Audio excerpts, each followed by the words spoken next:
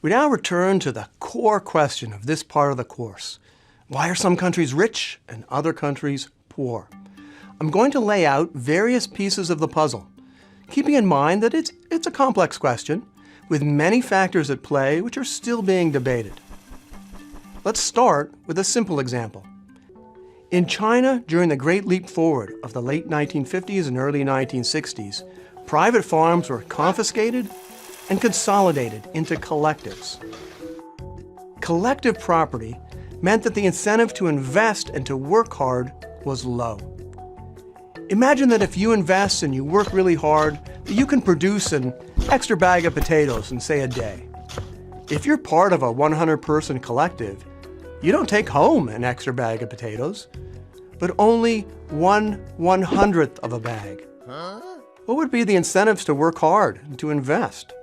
When effort is divorced from payment, there's very little incentive to work productively. In fact, there's an incentive not to work and to free ride on the work of others.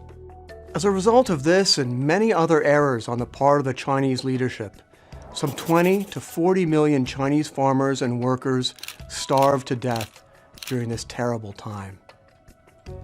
China did not begin to take off as an economic powerhouse until farmers were allowed to keep the product of their efforts. As one Chinese farmer observed, you can't be lazy when you work for your family and yourself. If you're curious to learn more about China, do check out our website. So, incentives are important. But now we've got to ask why. Why do some countries have good incentives? And the answer is that they have good institutions. So which institutions create incentives that spur prosperity? Well, the good news here is that there is considerable agreement about what the key institutions for economic growth are.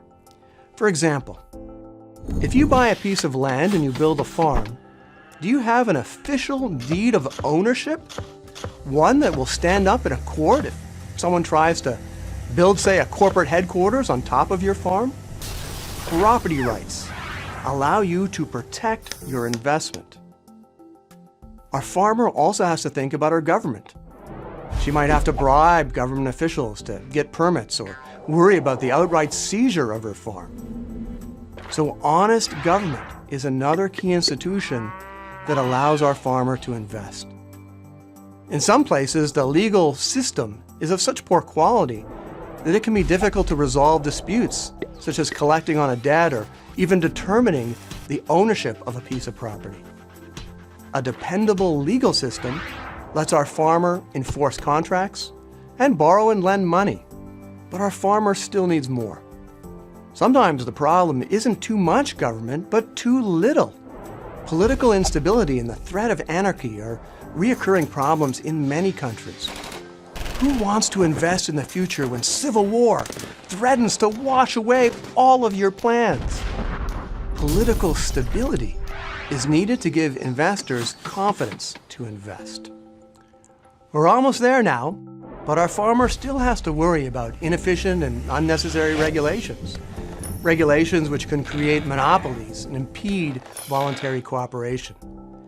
Competitive and open markets let market signals do their work, and they let the farmer innovate and grow her business. So I've covered the key institutions that allow our farmer to prosper. Property rights, honest government, political stability, a dependable legal system, and competitive and open markets.